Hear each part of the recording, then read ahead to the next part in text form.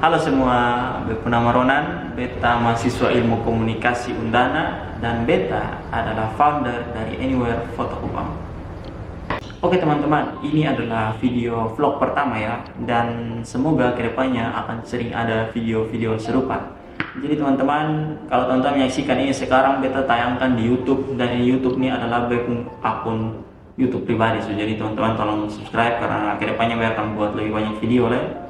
Dan di ini video beta akan mau bahas terkait satu topik yang sebenarnya ini sering kali ditanyakan kepada beta dan juga teman-teman mungkin yang sering di studio dari banyak orang. Dan dia pun pertanyaan itu tentang bagaimana rasanya menjadi seorang mahasiswa namun juga bekerja sebagai seorang freelance.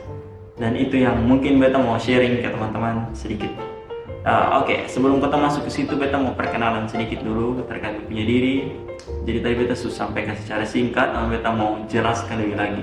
Ini juga ada satu pertanyaan yang sering ditanyakan kepada beta, yaitu sejak kapan lu mulai ini semua? Oke, jadi mungkin sebelum masuk ke topik utama, beta mau masuk dulu di salah satu pertanyaan yang paling sering ditanyakan kepada beta, yaitu kapan lu mulai suka foto? Kalau teman-teman sudah tahu, beta ini fotografer, dan jadi kalau zaman mana tuh selalu bawa kamera dan orang-orang sering lihat beta dan tanya beta, gejala awalnya ke mana?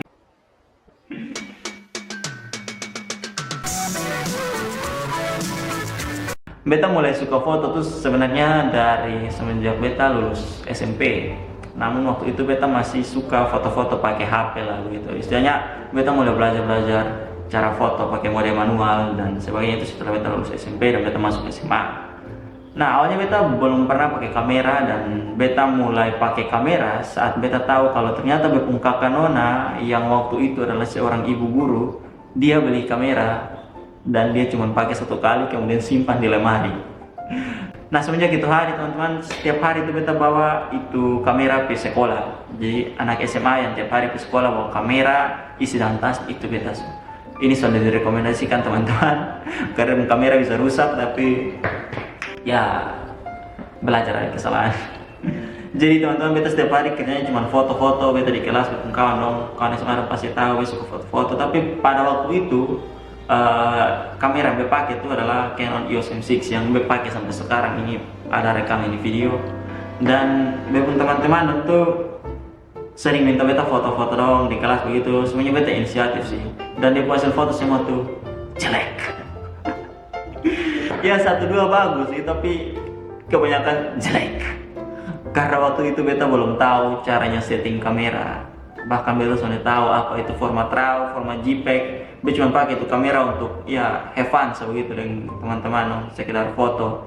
Dan paling suka tuh foto kok zoom di pori-pori dong begitu kelihatan di tekstur karena kamera sekeren itu. Nah, itu semua dimulai dari situ. Kemudian beta pada saat beta kelas 10 itu beta masuk ke dalam persisten teman-teman. Jadi ini sekaligus video kesaksian bagaimana beta ditangkap oleh Tuhan dan diubahkan, walau sekarang juga masih jatuh bangun.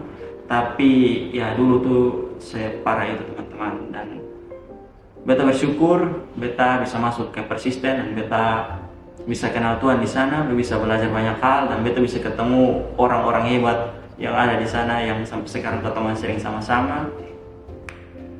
Singkat cerita, setelah beta kelas 3 itu ketemu ada mau perpisahan, itu masa layanan di persisten selesai, dan di situ beta mulai ketemu dengan orang-orang yang dari kakaknya di persisten yang juga foto.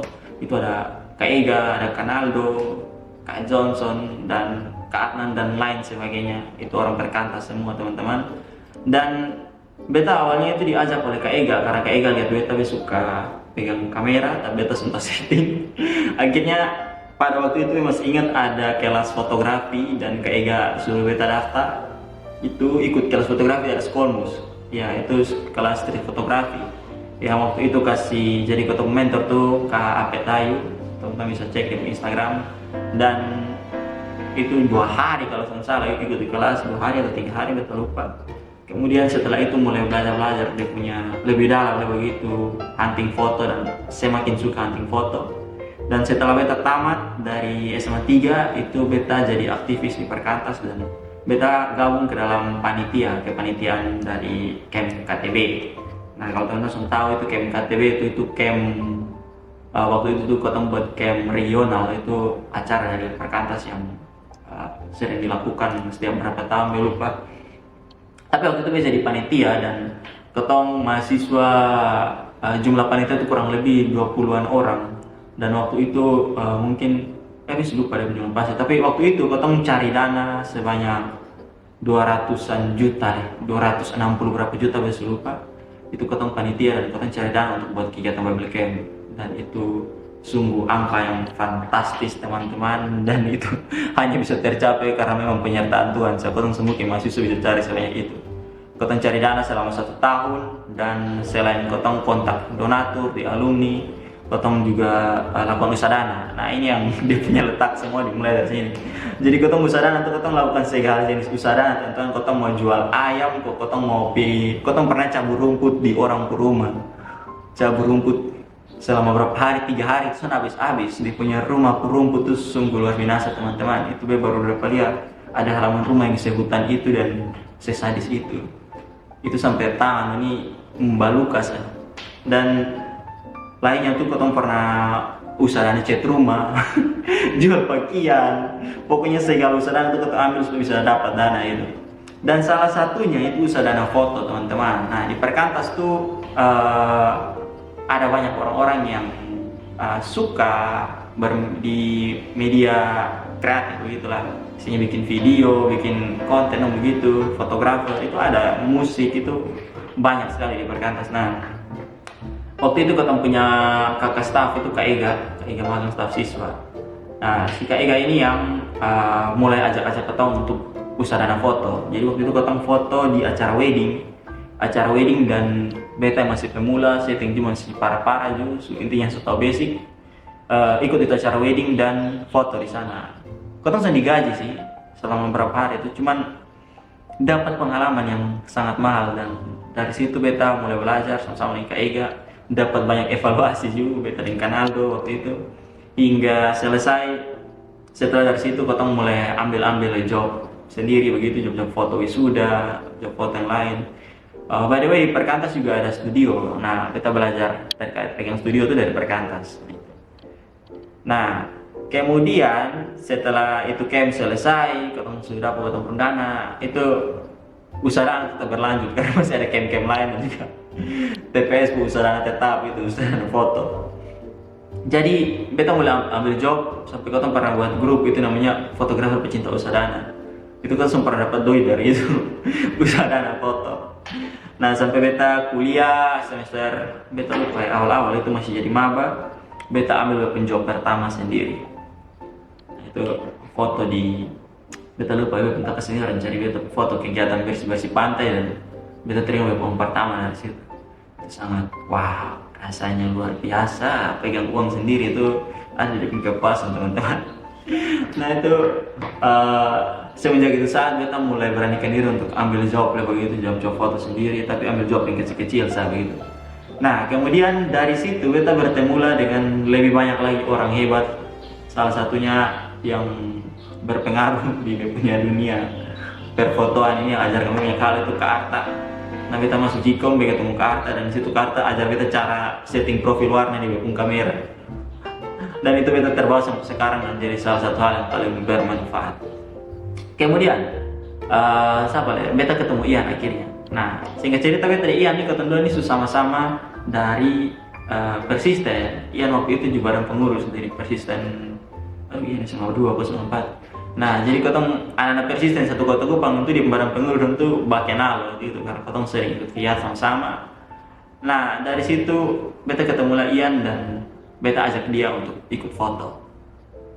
Dan ketemu 2 dari situ rintislah yang namanya Anywhere Foto Kupang. Nah, itu Anywhere Foto Kupang tuh lahir di situ di Bempo rumah waktu itu. Ketemu habis survei tempat, ketemu pikir-pikir kalau misalnya ketemu posting ketemu hasil foto di Instagram begitu, kayaknya bagus nih ketemu bikin akun gitu. Nah, kemudian beta lihat bentuklah Anywhere Foto Kupang dan kota mulai post di sana. Itu dari BP akun lama. Kalau kalian follow BP akun IG dari lama, BP punya akun nama Sleepy OS. Sekarang di Sutiada, nah itu Anywhere Foto Kupang.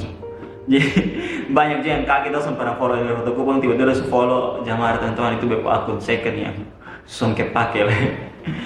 Nah, Anywhere Foto Kupang itu dari situ mulai berkembang dan makin lama makin besar. Kita mulai ambil job, kita mulai ekspansi tim lebih banyak, kita ketemu orang-orang hebat di Jikom, namanya mulai ajak-ajak dong. Sampai one day itu ada yang namanya PES Parawi nasional di Undana waktu itu, kegiatan PES Parawi kalau teman-teman tahu. Dan di situ Beta dan juga Ian itu dapat kesempatan untuk jadi panitia. Dan pada saat itu jadi panitia, ketemu dengan lebih banyak orang hebat lah ya. Ketemu Kak Ovan, Kak Tri, dan juga kakak dari Humas Humas Undana. Dan di situ itu pertama kalinya pegang kamera mahal. Kamera Humas, kalau teman-teman sudah tahu Undana pun Humas itu paling babatu, dia pun kamera sangat luar biasa. Sony A7C dan juga lensa GM yang puluhan juta dong semua itu. Jadi kita dipercayakan untuk masuk tim Humas dan lakukan dokumentasi di sepanjang kegiatan itu. Mulai dari persiapan sampai dia pun hari H acara selama 3 hari itu full kota yang handle. Nah di situ juga kita ketemu dengan Rangga, dan Beta ajak Rangga gabung tim, dan Beta, Ian, Rangga, Kak Ovan, dan Katri waktu itu kita sama-sama handle dokumentasi di PES Parawi.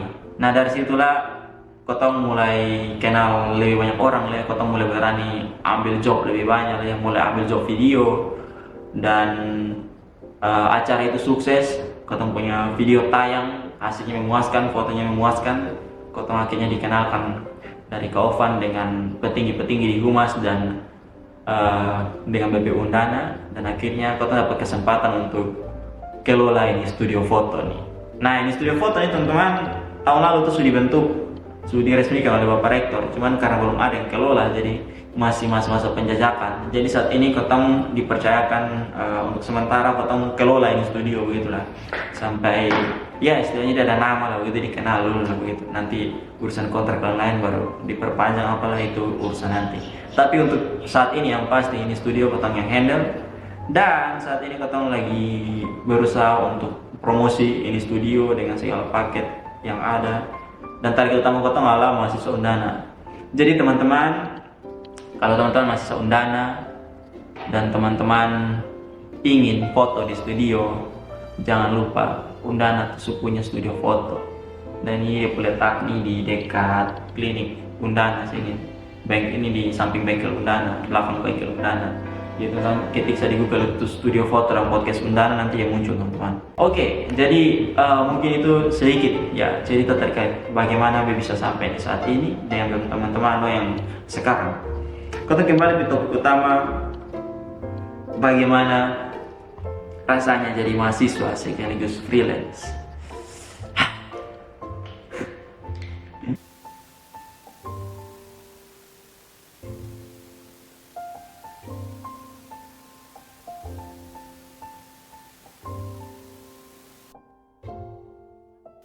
Manage kuliah, kerja, dan pelayanan. Kan tadi sempat singgung tambah dulu pelayanan, atau itu karena saat ada kuliah dan tiba-tiba ada tawaran job, atau misalnya pas ada kuliah lalu ada orang mau foto di studio, nah itu tuh pasti akan ada dilema, dan soalnya mungkin sana ada yang dikorbankan gitu teman. Pastinya kalau teman-teman mau ambil jadi seorang freelance sambil kuliah, itu ada hal yang teman-teman akan korbankan gitu. Tapi Beta selama ini Beta usaha untuk cari dia titik tengah begitu sebisa mungkin, di pengorbanan tuh sampai sebesar itu. Dan Beta biasa ambil tuh paling banyak job tuh, mungkin kalau misalnya ada job kayak misalnya hari Rabu jam segini, nah itu nanti biasanya Beta akan crossing kembali dengan mata kuliah begitu. Nah kalau teman-teman tahu kan satu matkul tuh ada pembatas alfa, itu tolong digunakan dengan maksimal. Jadi Beta seringkali gunakan pembatas alfa. Namun mungkin yang paling lebih berat itu karena Beta adalah seorang keting teman-teman. Jadi Beta yang kontak dosen. Bayangkan kalau Beta kontak dosen tiba-tiba Beta datang. itu terjadi berapa kali, minta maaf kalau ibu nonton ini, ibu jangan marah, ibu besok sering izin dan bahkan biasa izin di UTW hilang, mohon maaf.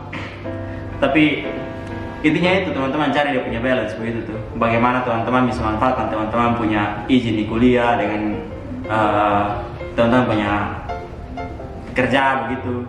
Jadi kalau mau izin itu pastikan waktu itu mata kuliah teman-teman bisa kejar kembali materi begitu. Itu bukan kayak misalnya ada presentasi atau misalnya ada ujian begitu. Pastikan itu cuma kuliah biasa begitu. Makanya hubungi dosen dan jadilah terbuka begitu. Dan itu akan bantu teman untuk bisa ya kemana bisa pilih job juga. Pilih job untuk jangan ambil di hari kuliah sih bisa mungkin. Beta biasa menghindar juga, dan kalau ambil job tuh paling beta ambil di hari dimana ada mata kuliah atau ada satu matkul begitu, itu biasa beta terima gitu.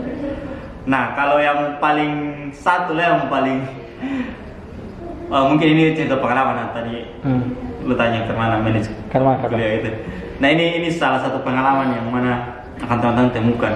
Beta pernah masa dimana mesti mete sampai hampir pagi itu untuk edit foto, orang pun foto karena harus minta, dan dia punya pagi itu ada presentasi di waktu yang bersamaan, dan juga bepung kelompok pekerjaan belum selesai. Jadi ya itu beta pernah sampai bangun pagi, beta gara-gara job dan kerja presentasi lah, itu bangun pagi beta datang studio sini muntah-muntah di belakang situ. Belakang studio sampai ada bapak-bapak satu lewat, tidak boleh lewat. Kok kenapa? Kesan deh bapak ya, ini terawat mata. Oh sudah, nanti makan sudah minum susu. Sampai dapat nasihat tadi, besok tahu itu om dari mana datang di studio gitu. Jadi ya kalau teman-teman bisa manajemen waktu dengan baik, dia dampak tuh akan separah itu sampai bisa sampai sakit. Jadi kalau dari beta sendiri, karena beta lakukan ya dengan cara itu, cari dia punya titik di mana saudara kuliah dan cari titik di mana lu bisa izin itu mata kuliah. Pastikan lu jangan alpa gitu. Dan satu yang mungkin cara supaya lu bisa diterima itu adalah jadi keting. Jadi keting itu sangat membantu beta dalam pekerjaan, walaupun mungkin keting itu kesibukan juga banyak, tapi karena keting dekat dan dosen jadi bisa izin. Nah itu yang kunci. Dia kunci. Mantap. Ya, dan jadi aktif di kelas. Itu nilai tetap terjaga ya. Sejauh ini beta nilai masih terjaga, puji Tuhan. Walaupun beta sambil kerja, beta nilai sangat bagus. Anjay. Ya, terima kasih Bapak dosen semua yang sudah baik hati. Bagaimana teman? Apalagi mau ditanya? Oke, lanjut ya. Yus. Ada pertanyaan ini, memangnya seberapa menghasilkan sih sampai lu mesti sampai sacrifice, oh ini bisa ikut ini dulu atau karena se-worth it itu kah lu sampai kan bisa ikut ini supaya ini lebih menguntungkan begitu. Kenapa lu bisa sebenarnya seberapa menguntungkan begitu jadi freelance begini? Selain foto, beta juga ambil kayak job video, dan selain itu job edit video, edit foto, dan ada juga ini studio foto ya teman-teman, ketemu buka setiap hari. Jadi kalau mau tanya seberapa menghasilkan, cukup menghasilkan. Kalau fotografer ya, biasa tahu standar harga di Kupang bagaimana, tapi beta biasa foto tuh kayak untuk saat ini tuh kayak satu job foto yang standar begitu tuh, kayak misalnya foto wisuda atau apa, itu mulai dari 350.000. Nah itu lumayan, tapi itu juga capek karena harus edit, harus foto, dan soalnya seperti orang pikir hanya sekedar foto saja. Itu ada tekanan sih teman-teman, karena kalau beta dan teman-teman di sini ketong kerja tuh ketong selalu utamakan kualitas gitu. Jadi foto-foto yang kalau kita ambil job, ketong selalu edit dengan kualitas yang niat begitu. Malah bepungkan sampai pernah kayak bilang begitu, sonde normal begitu. Kalau fotografer kerja, dia habis foto kayak 3.000 foto di satu acara, dia edit semua, dan itu potong edit semua. Beta selalu edit semua foto. Nah jadi kalau tanya seberapa menghasilkan, itu ya lumayan menghasilkan, lumayan banyak. Kayak tadi lu sempat mention berapa penghasilan terbanyak gitu. Beta dan teman-teman ketong pernah ambil job video itu, teman penghasilan terbanyak kalau tanya itu ketong pernah buat video profil. Itu video profil untuk yang tadi itu anak duduk sini fakultas. Nah itu fakultas FKKA, kita pernah buat video profil dong. Memang itu capeknya luar biasa. Kita kerja cuma 3 hari bikin video profil fakultas 3 hari. Dan itu kita dapatnya kalau nggak salah tuh 5 atau 6 juta, harus lupa. What? Oke. Sebanyak itu. Dan- Tapi itu jadi pengeluaran. Dia punya capek itu luar biasa. Itu yang dia bilang sampai muntah tuh itu sudah. Itu beta yang Ian, beda Brian tuh ketemu dua betulan sudah tidur. Ketemu edit di rumah tuh sampai jam setengah 7 pagi atau jam setengah 7 itu ketemu satu malam tuh katanya edit kejar revisi sampai jam 7 pagi. Kemudian Ian balik pulang mandi dan datang studio oleh jam 8 ketemu datang studio untuk lanjut revisi soalnya harus tunggu gitu. Anjir. Segila itu. Set. Jadi kalau tanya bilang worth it atau tidak, ya tergantung teman-teman kebutuhan. Ya, begitu. Gue tadi sebenarnya sonde yang kayak wajib sekali harus ngejob begitu biar pengen kuliah. Beta masih dapat support dari keluarga, tapi lebih ke apa ya? Ketika teman-teman rasa satu kali menghasilkan doi, itu pasti akan terdorong untuk menghasilkan terus begitu tuh. Beta dapat nasihat aja dari senior kayak Elson sering bilang, jangan sampai itu doi itu bikin lu kuliah sana habis. Karena itu jangan Kak Elson ya struggle ya. Makasih Kak Elson untuk sarannya. Jadi kembali yang tadi manajemen waktu, dan kalau teman-teman memutuskan untuk jadi freelance jadi kerja tuh, dan apalagi di beta ini bidang foto video dan begitu dan menghasilkan, kayaknya satu hal yang sangat penting juga teman-teman harus belajar cara hemat, cara manage itu doi, dan pastikan itu uang tuh ada tujuan begitulah. Teman-teman dapat job tuh jangan sampai kayak beta pun kesalahan paling fatal tuh, beta pernah kayak dapat job itu 5 juta tuh buka tutup mata hilang gitu tanpa hasil yang jelas. Jadi ya memang invest di peralatan gear kembali, tapi ada momen dimana dipakai untuk visi misi foya-foya. Jadi pastikan kayak kalau teman-teman memang kalau mau kerja atau mau itu, pastikan dia punya tujuan itu jelas. Kalau beta ini karena kecebur jadi kayak lanjut terus begitu, dan karena memang mulai rame ketemu mulai ada order, ini foto Kupang mulai ada nama, makanya terima sebegitu. Tapi ya itu pastikan teman-teman kalau dapat duit itu dia punya tujuan, kalau soalnya dia akan berakhir di perut sebegitu. Kenapa mereka tuh mesti datang di sini kalau foto studio? Kenapa di tempat lain? Apa yang membedakan foto di sini dengan yang di luar, di layar? Kenapa harus datang sini? Oke. Jadi ini studio foto Undana teman-teman. Ini beta sekalian promosi saat ini kita yang pegang studio foto Undana nih. Tadi beta sampaikan bahwa dia diresmikan tahun lalu, dan saat ini itu yang pegang tuh foto yang kelola, jadi bawa naungan Badan Pengelola Usaha Undana, BPU Undana. Nah, kenapa teman-teman harus datang sini? Yang pertama dan terutama itu dia lebih murah. Dalam kampus ketemu punya harga spesial begitu. Teman-teman akan dapat pelayanan yang sama di sini dan di luar yang harga yang sama. Bahkan ketemu kasih lebih lah teman-teman. Jadi kalau soal kualitas itu teman-teman bisa cek sendiri di akun Instagram yang foto Kupang. Dan kenapa harus diketahui? Apalagi kalau teman-teman masuk Undana, ini studionya adalah partner resminya Undana. Ketemu bukan abal-abal, datang ya resminya Undana pun. Jadi kalau teman-teman masuk Undana dan teman-teman pilih foto di studio lain tuh, sedangkan di rumah sendiri ada studio, itu kan ya begitu lah. Sedekat-dekat lah ya, teman-teman rata mahasiswa itu datang saya. Ya itu ya alasan dia pakai lebih terjangkau, dia punya kualitas foto bagus, dan ini kotong punya studio, ini Undana punya gitu. Jadi teman-teman sekaligus dukung. Dalam waktu dekat ini studio kota akan promosi lah, karena masih sepi teman-teman. Sangat sepi ya, jadi ketemu tidur saya di sini selain datang foto. Jadi akan ada promosi dan teman-teman wajib untuk order begitu dan dapat dari promo gitu. Oke. Ini kayaknya pertanyaan terakhir Oke. Panjang nih. Ini. Lu ada sepatah atau dua kata begitu yang mau mengambil jalan yang sama sebenarnya, yang orang sekalian jadi mahasiswa, sekalian freelancer, itu ke mana tuh? Ini jalan ninja menjadi Hokage yang sulit teman-teman. Tadi teman-teman sudah tahu bagaimana ada dia punya pengorbanan, tapi ada dia punya suka juga teman-teman. Jadi bisa pegang uang, bisa bantu keluarga di rumah, bantu orang tua. Mungkin yang punya struggle ekonomi, dia bisa milih ini jalan. Dan saran teman-teman kalau memang mau mulai di freelance itu, yang pastinya pertama tuh ya teman-teman harus kalau di beta ya, kalau dari beta pengalaman, teman-teman pertama harus mencintai dulu apa yang mau teman-teman lakukan. Kalau sampai teman-teman kayak kerja, beta bukan berarti bilang freelance yang kerja yang teman-teman suka tuh ini apa juga. Tapi itu akan berpengaruh ke teman-teman punya mood, apalagi pas teman-teman kuliah. Beta punya kenalan yang dia kerja kayak keren istilahnya, dia freelance tapi dia cerita kalau itu tuh kerja sesuai yang apa yang dia suka sebenarnya. Dia rasa dia tertekan di situ dan akhirnya itu berpengaruh ke dia kuliah begitu tuh. Jadi dia jadi lebih banyak murungnya daripada bahagianya, pikiran dengan dia punya pekerjaan begitu banyak di samping kuliah. Jadi yang paling penting tuh menurut beta yang pertama tuh teman-teman harus bisa enjoy apa yang teman-teman lakukan.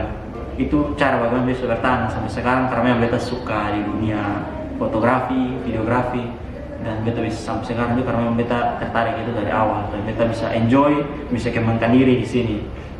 Dan mungkin yang kedua tuh kalau teman-teman mau mulai di freelance, selain teman-teman mencintai, teman-teman punya basic di situ, teman-teman kembangkan, teman-teman juga harus punya relasi, namanya relasi.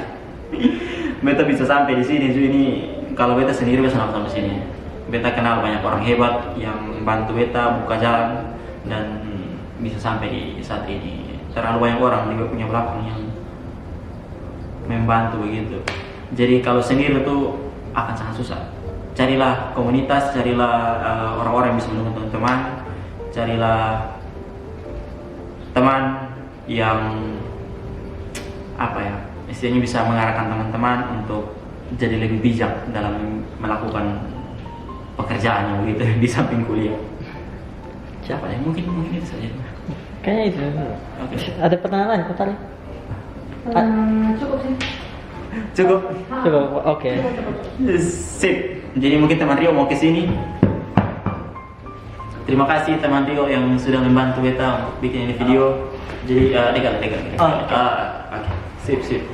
Jadi ini video yang soalnya video Q&A ya, lebih mirip video Ya, Q&A. tanya-tanya sih, ya. Video vlog Q&A atau tanya-tanya terkait bagaimana harus menjadi mahasiswa sekaligus kerja freelance begitu. Nah, semoga ini video ini bisa menjawab teman-teman punya rasa penasaran dan mungkin ada nilai edukatif juga. Ya. Semoga ini ada nilai edukatif dan juga inspiratif dan dari Rio sendiri mungkin bagaimana rasanya jadi mahasiswa yang tidak kerja? Apa ya, enak juga ya tidur bangun kuliah, tidur bangun makan, tidur bangun kuliah. Iya, jadi ada dia punya enak di pusat enak. Jadi yang son kerja son enak. Yang siapa tahu mau setelah selesai kuliah baru mau kerja itu bisa gitu. Itu masing-masing orang punya jalan. Jadi Beda-beda, ya per orang. Kan Rio di sini jadi Pak Dokter ya. Jadi memang beda. Iya, seharusnya. Semoga teman-teman dapat hal-hal yang positif dari ini video. Iya. Ya. Mantap. Kalau ada kekurangan dan lain sebagainya tolong teman ampuni dan itu saja dari beta. Ya, itu saja dari saya juga ya. Oke. Terima kasih teman-teman. Tetap semangat kuliah dan Semangat. selesaikan kuliah. Ya. Jangan sampai kuliah putus karena kerja. Ya. Itu saja. Terima kasih. Dapat duit enak. Tidur juga ya.